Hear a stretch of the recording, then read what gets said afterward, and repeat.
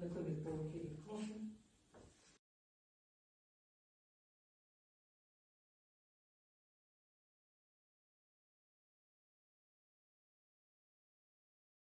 Орамалы өзүнүн жаңағы жеке бас ойнайтын жаңағы ойын алаңындағы ойыншықтар бір-бірі менен иә, сосын жаңағы кәдімгі өздеріңіз істейтін қалам дәптерлерінен, тарақ, айна бәрінен шығады.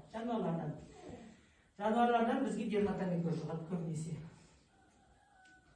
Мысық, ит, үйдің нелерінен дерматомикоз шыққан кезде мысық мындай түрде сіз келіп сіздердің иттеріңізді мысықтарыңыз тексереді, иә. Сосын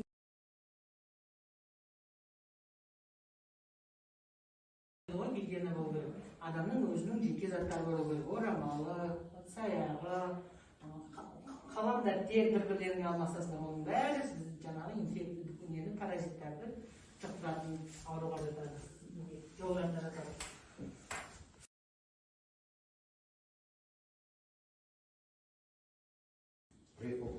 Қалай сырқаттануға болатын кім біледі? Қышымамен қалай сырқаттануға, қалай жұқтыруға болады?